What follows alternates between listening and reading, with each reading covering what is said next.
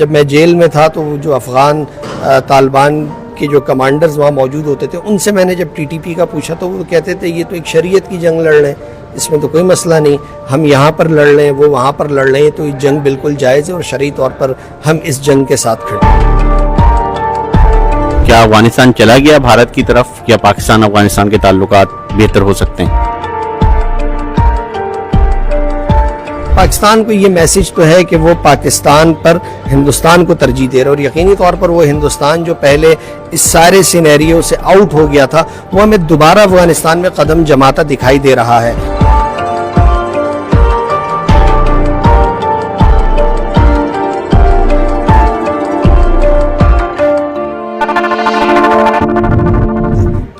کیا 2001 میں ہمیں افغانستان کے اگینسٹ جانا یہ ہمارا بلنڈر تھا، ہماری غلطی تھی، اور شاید وہیں سے اعتماد کا فقدان پیدا ہوا ہے طالبان اور پاکستان کے درمیان؟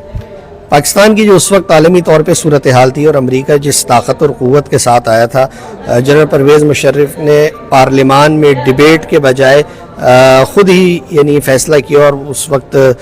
ہم امریکی حکام کہتے ہیں کہ وہ تو کوئی 10 مطالبات لے کر آئے تھے، ان کا خیال تھا کہ شاید 2-3 بھی اگر مان لیے جائیں تو کافی ہوگا، لیکن جنرل پرویز مشرف نے تقریباً سارے مطالبات مان لیے۔ اور پھر جب پاکستان اس جنگ میں آیا، اس میں کوئی شک نہیں کہ یہ جو ہماری یہ جو کشیدگی کی یہ والی کیفیت ہے، یہ تقریباً یہ اسی حالیہ 25 سال میں معاملات بڑھے۔ اور ایک چیز یہ ہوئی، افغان طالبان نے ایک ابہام یہ رکھا کہ جب تک امریکہ موجود تھا اس کے خلاف لڑتے رہے۔ پاکستان کے حوالے سے ان کی پالیسی مبہم تھی، یعنی انہوں نے کبھی کھل کر نہیں کہا کہ ہم پاکستان کے خلاف کچھ کرنا چاہتے ہیں یا ہم جو ہے حکومت میں آنے کے بعد کوئی کارروائیاں کریں گے، لیکن جب وہ ایک پورا فیز گزرا اور اس میں کہیں کہیں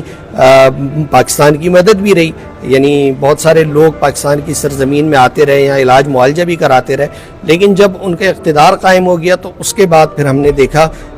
کہ انہوں نے ٹی ٹی پی کو مکمل طور پر چھوٹ بھی دی، اختیار بھی دیا، اور جو طالبان کے امیر المومنین شیخ ہیبت اللہ، انہوں نے کبھی بھی ایسا فتویٰ جاری نہیں کیا کہ ٹی ٹی پی کے پاکستان میں حملے ناجائز ہیں یا حرام ہیں، بلکہ جب میں جیل میں تھا تو جو افغان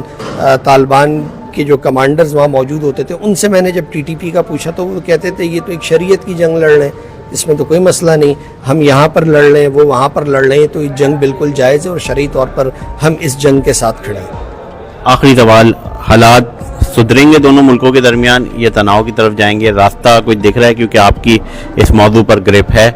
اور کیا افغانستان چلا گیا بھارت کی طرف، یا پاکستان افغانستان کے تعلقات بہتر ہو سکتے ہیں؟ اس جو سینیریو سارا بنا ہوا ہے،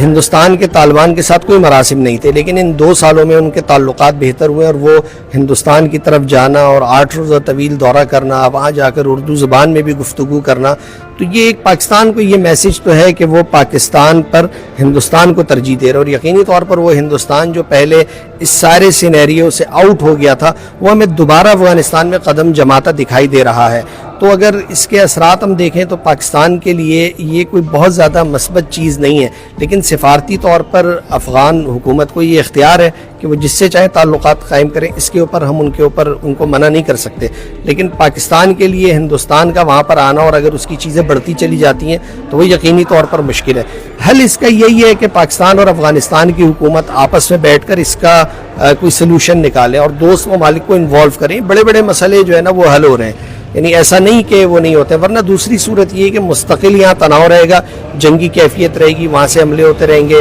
ہم لوگ بھی وہاں حملے کریں گے، تو اس ساری صورتحال کے نتیجے میں جو ہماری یہ 2000-2500 طویل سرحد ہے اور اس کے اطراف میں رہنے والے جو لوگ ہیں وہ یقینی طور پر سب سے زیادہ متاثر ہوں گے۔